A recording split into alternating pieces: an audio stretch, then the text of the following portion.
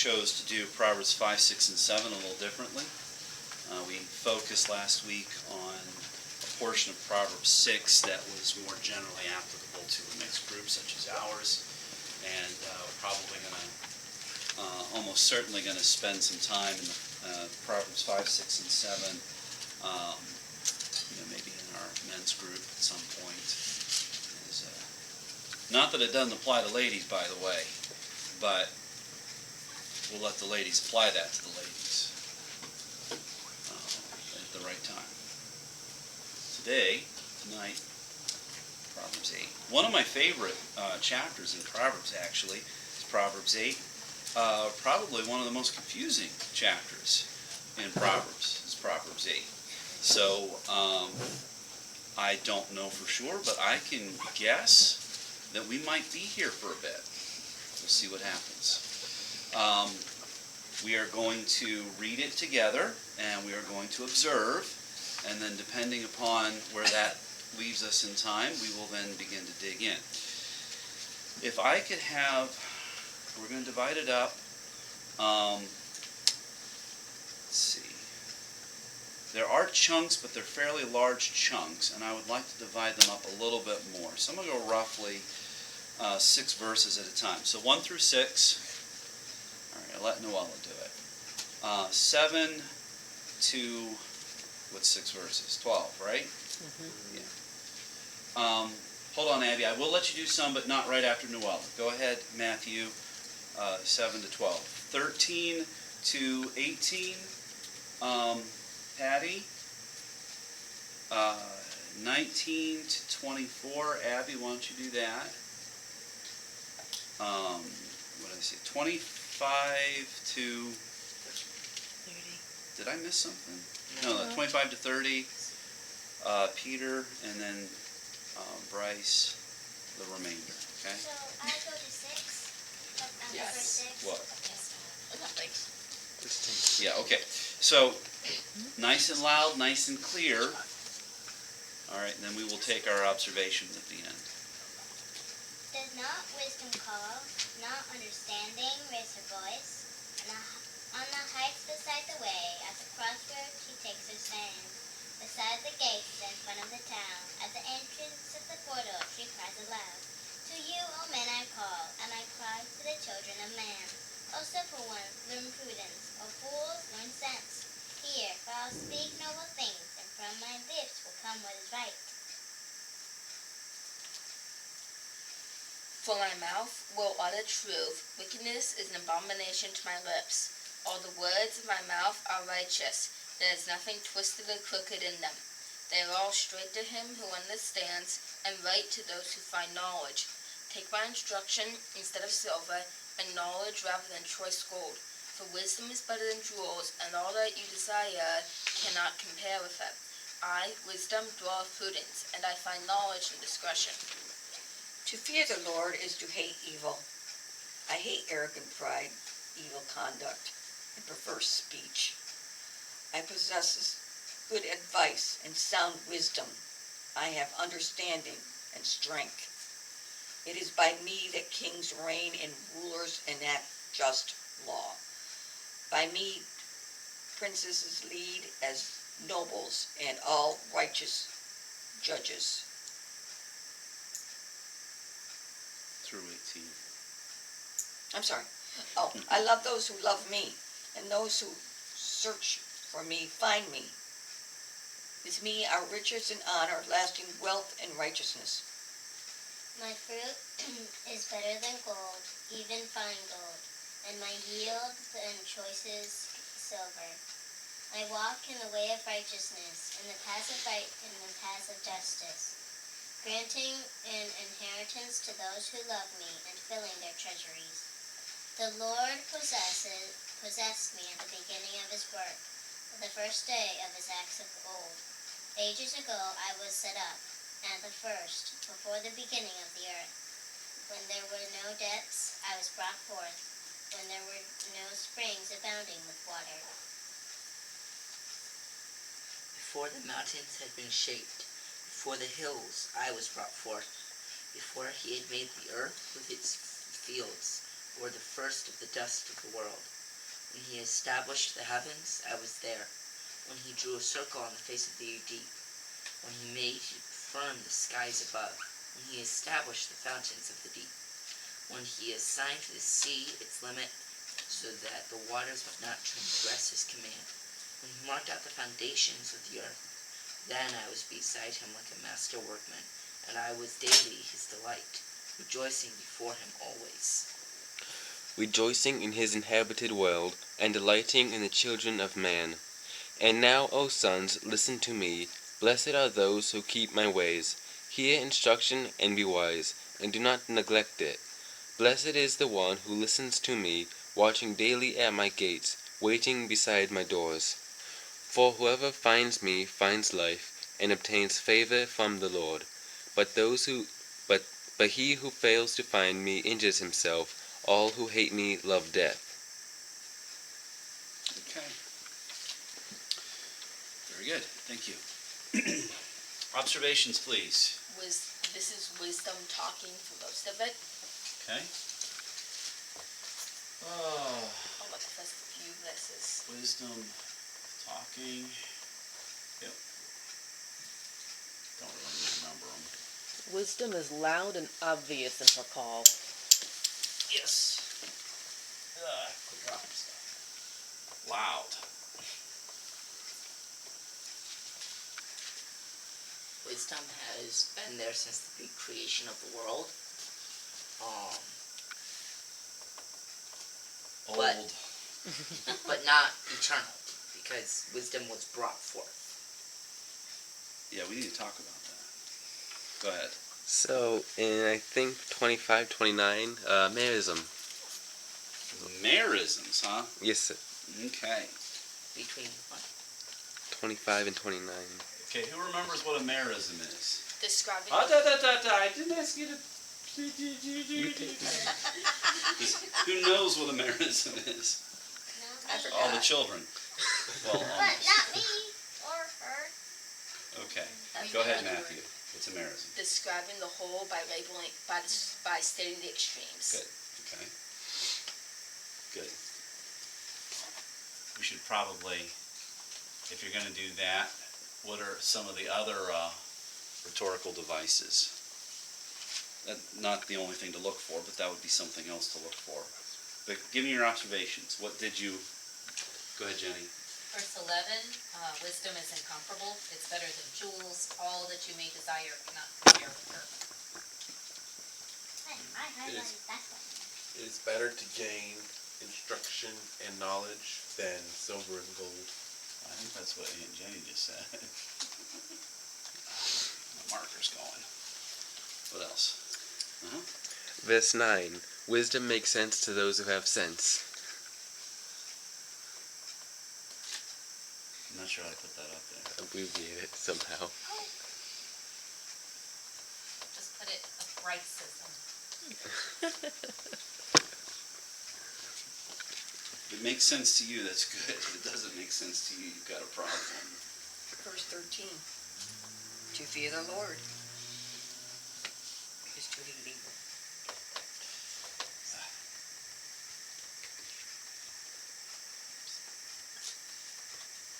And it's, how is Lord spelled? All caps. So what does that mean? Yahweh. Verses 15 through 16. Wisdom. Wise rulers are just.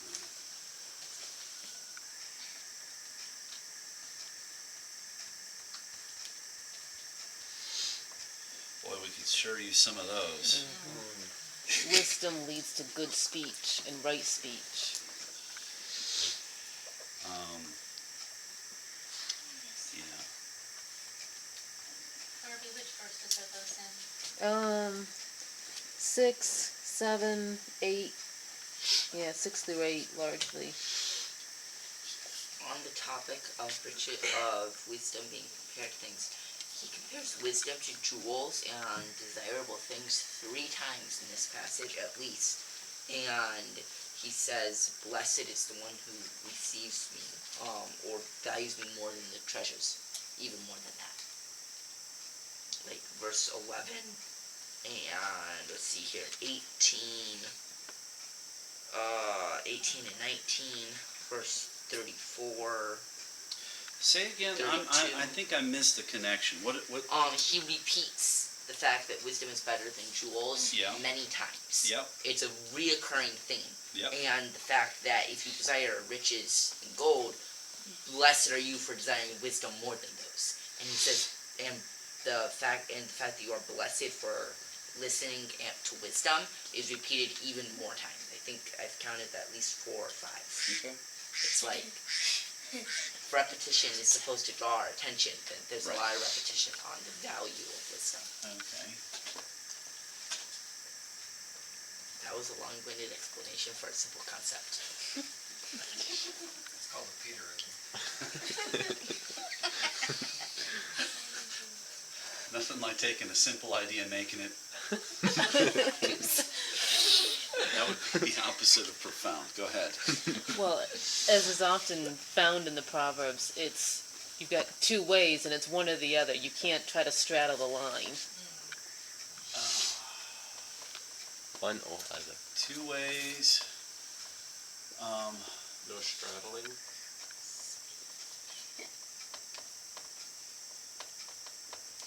Mutually exclusive.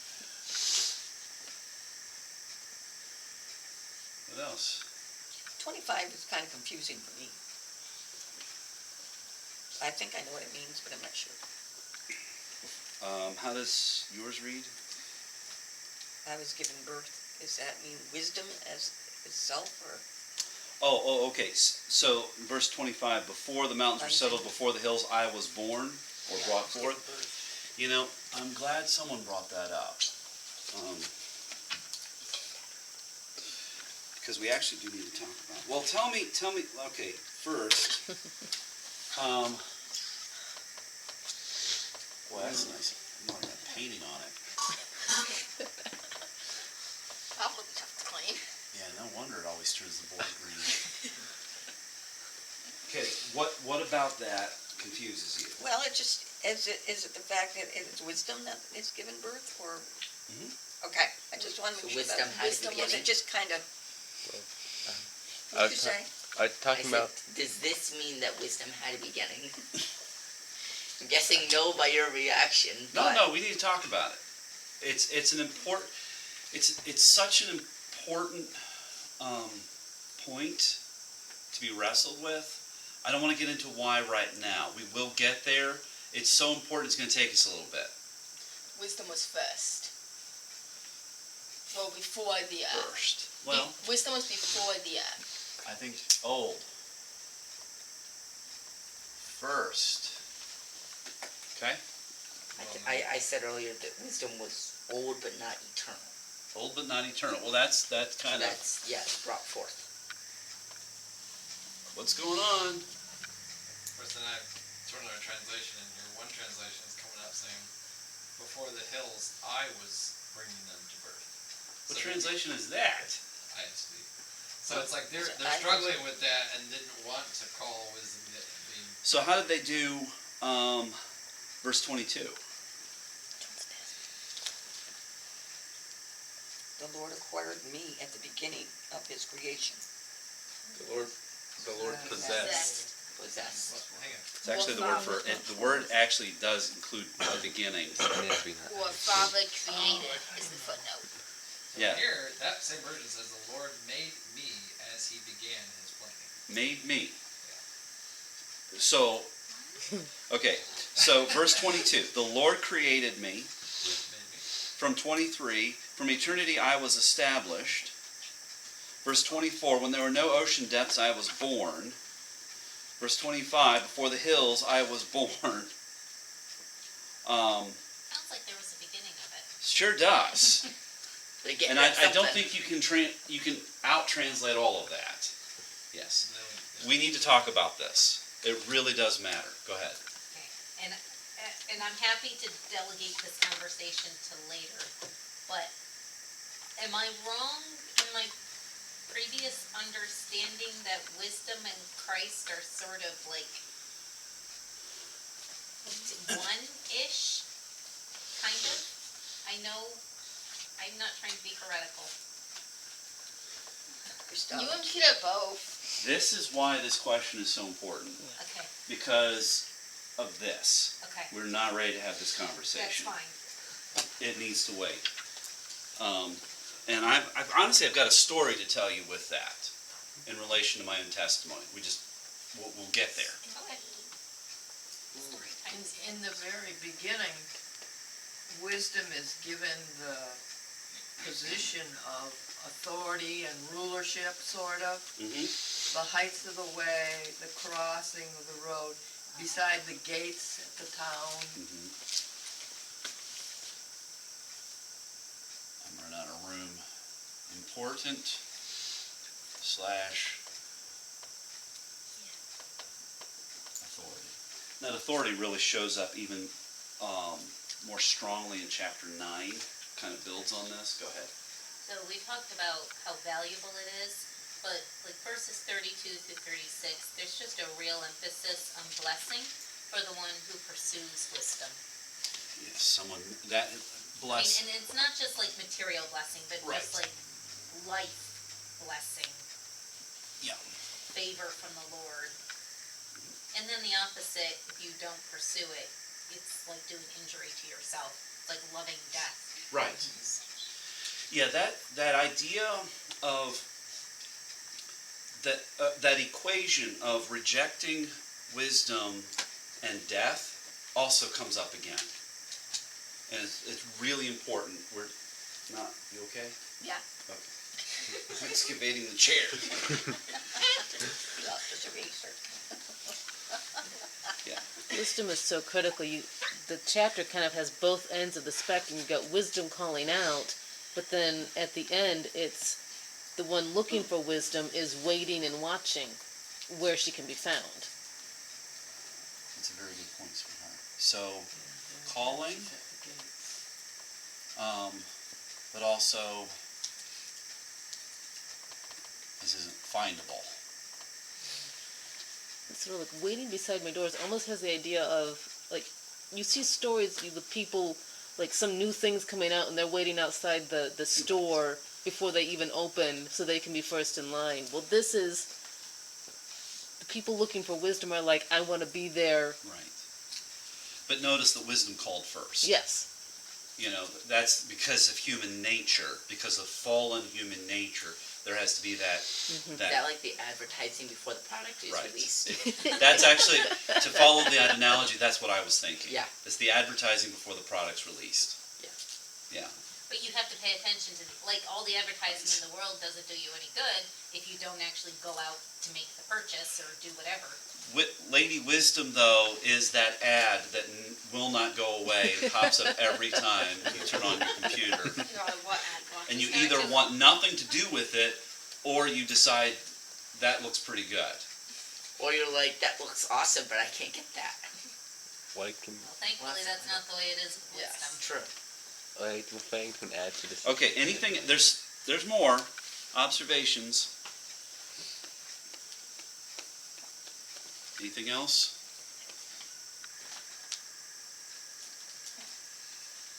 Wisdom dwells with prudence, knowledge, and discretion.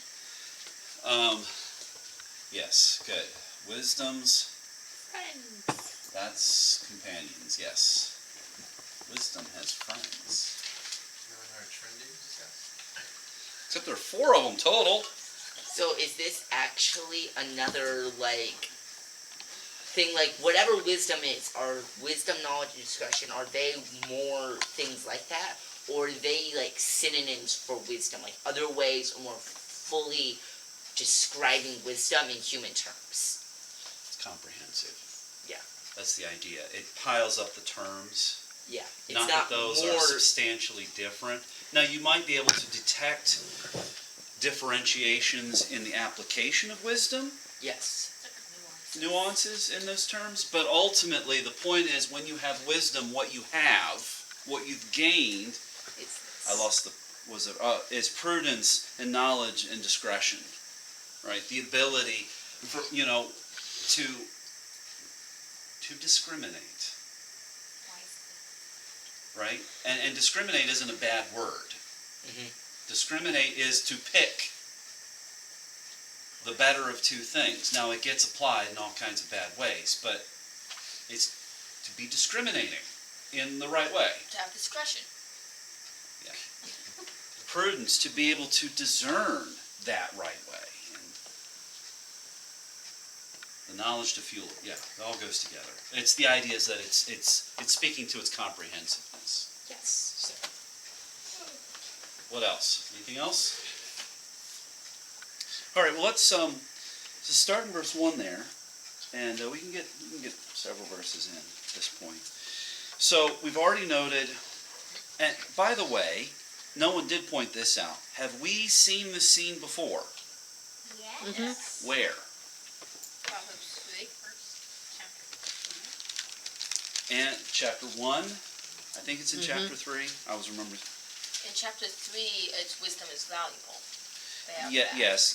I'm talking about Chapter 1, this. wisdom cries in the street. Yes, it's Yeah. chapter 1 is that scene that's being set. The picture, the image that's being drawn here.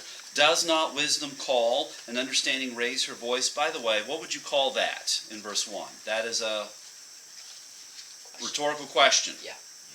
And what's the point of a rhetorical question? Make a point.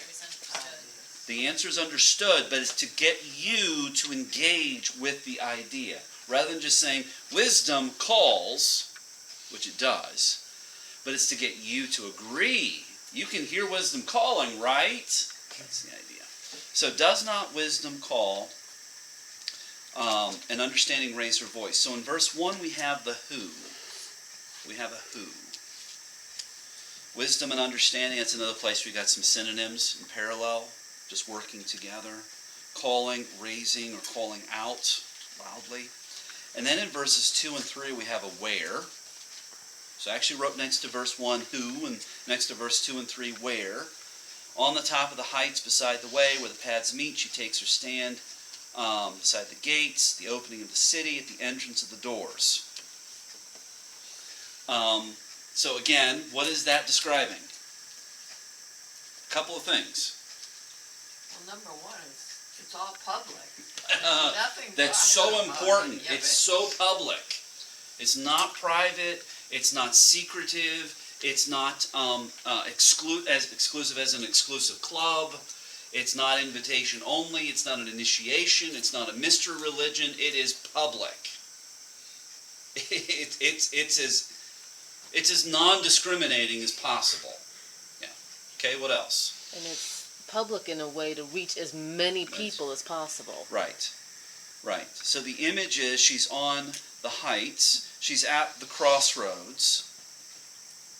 So she's kind of everywhere too. Because you don't have crossroads at city gates. Right? You don't have crossroads at city gates. Crossroads are out there on the road at the intersections. But then the city gates are at your destination. She's everywhere. So she's up on the high hills. So as the path meanders through the hills, she's up on top of the hills going, hey, woohoo! You need me! Then she's at the crossroads. And you're like, didn't I just see you? Hey! You need me! Weird. Finally get to your destination. Hey! I'm here! You need me! And by this point, maybe you're like, okay, what do you need to tell me? Direction, because you're a little creepy.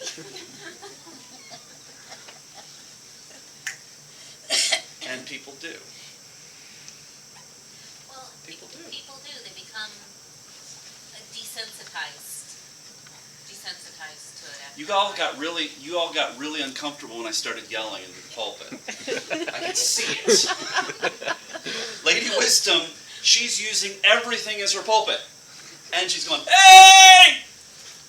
And everyone's going.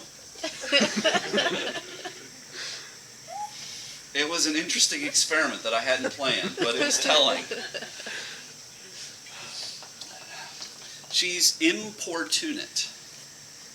She will importune you. What does that mean? She will waylay you. She will stop you in your path. Is that a real word? What? Importunate. To importune, yes. Okay. And I'll say the adjective is importunate. Not important, importune, to importune you. Hey! You need to listen. You listening? You can't go anywhere, so you listen. You sort of like an inopportune time. Yes. Yes, It's an like inopportune someone's getting you, whether bad time or not. You're stuck with this. That's right. So she will importune you. And that's the picture. So the where is everywhere, and everywhere that's public. Everywhere that's public. Almost Oh, and I like- obnoxiously so. I'm sorry? Almost obnoxiously so. That's my point. That is literally my point in yelling at you. You're like,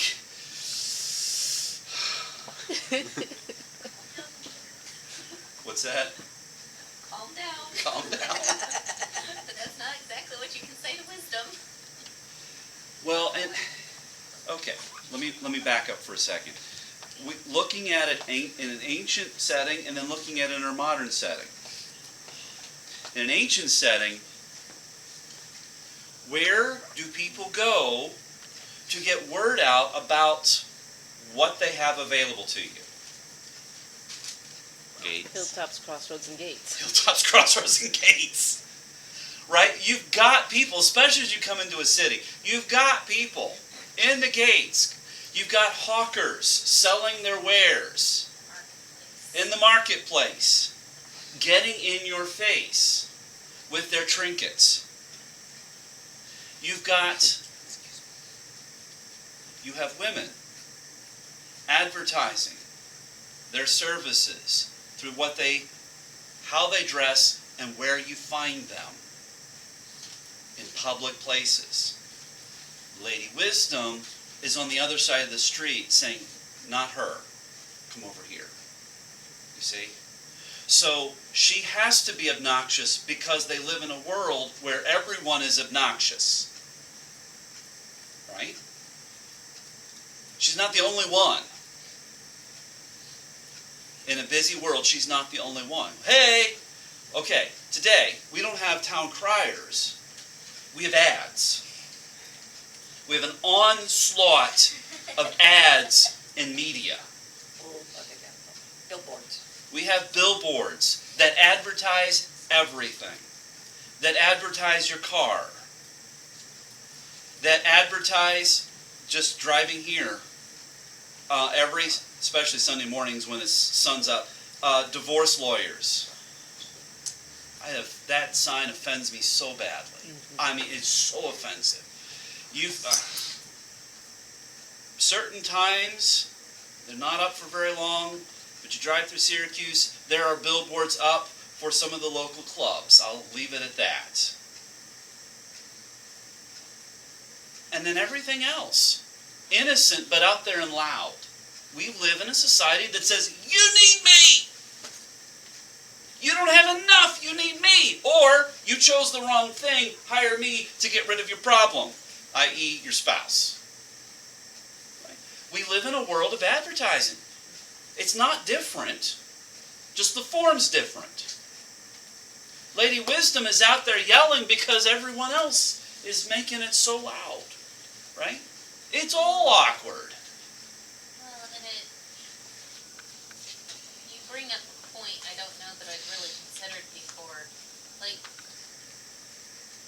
as Christians growing up in church and walking with the Lord daily, the wisdom, like pursuing wisdom seems like a pretty obvious thing. Right. But when you stop to realize how aggressive wisdom was calling, if people were coming to her naturally, she wouldn't have to be as obnoxious about it as she was. But, I mean, even now, advertising budgets are the biggest expense for whatever companies, I don't know. But Sure. it's a huge expense. And Absolutely.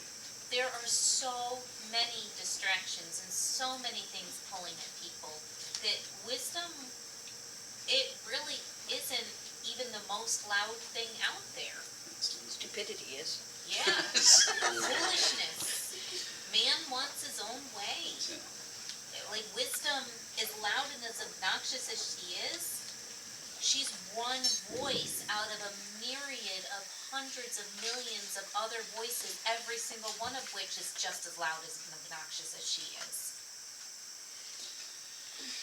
So, chapter 9 is going to go exactly there. We won't take the time to go there ourselves right now, but that is exactly what chapter 9 tackles, that very issue of competing voices. So we've got the who, we've got the where, and we just described the why. Now we have the to whom in verse 4. Well, I actually should have said 4 and 5, really. To you, people, I call, and my voice is to mankind, or I think some of the translations, the Son of Man. Children of men. Sons of men. Sons of men, yeah, depending on your translation. It's just generally, it's a general call in verse 4 to humankind. The children of men. Children of men is just another way of talking about, and so my translation literally says, and my voice is to mankind. Because children of men, children of mankind, that is what it means. Humans! Mine is children of Adam. Children of Adam, because it's literally, the word for man there is the name, is related to Adam, but it is literally the idea of humankind. The son of men, son of man, human being. So by the way, when Jesus calls himself the Son of Man, he's saying, I am the human. That's what that's saying. Verse 4 is, I'm calling to humankind. Humans! So it's very, you want to talk about comprehensive and broad. Now verse 5, you, what does he say? Simple ones. Simple, Naive. naive. I like naive because it gets simple as in simpletons. Not simple as in uncomplicated and sincere. Then we have fools.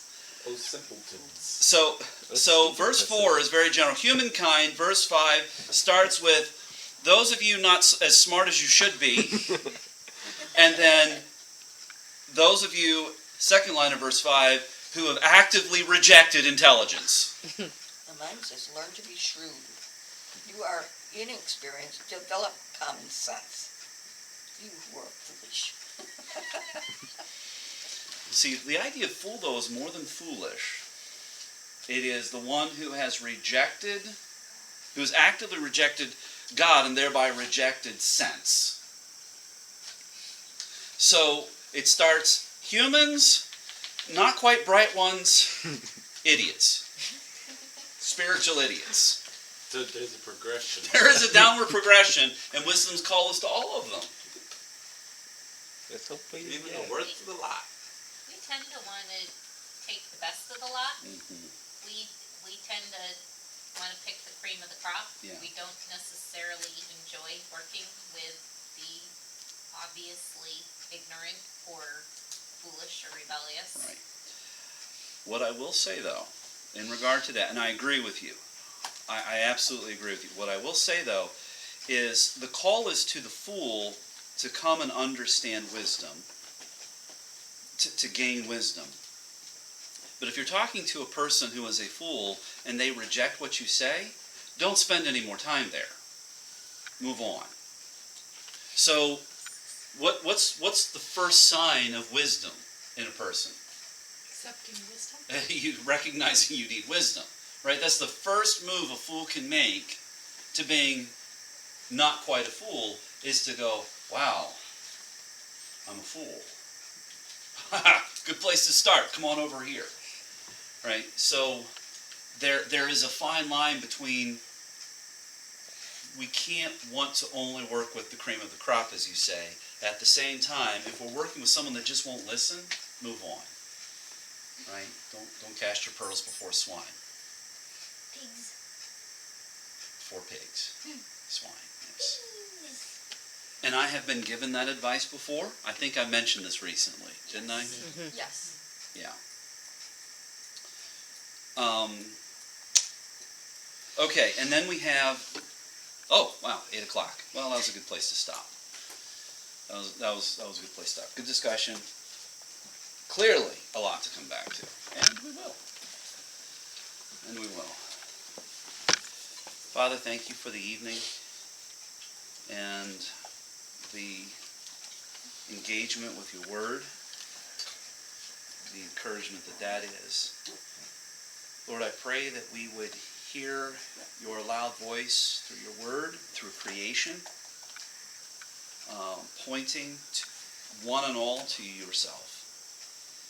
Help us, as those who have received Christ, to not think too highly of ourselves and our own wisdom, and to continue a lifelong pursuit of wisdom, a lifelong pursuit of submission to your way and your will that shows up in how we live our lives, in the skill to live our lives. I pray that you would help us as a church to grow in wisdom, to be wise, to learn your will and be eager to do it, and to confess and forsake when we fail to do your will. Help us to be bold, too, with your word, with the gospel, because wisdom is so loud. Help us to learn her lesson and even how she does what she does. Thank you for your watch care over us. Thank you for how you have guarded us and guided us. In Jesus' name, amen.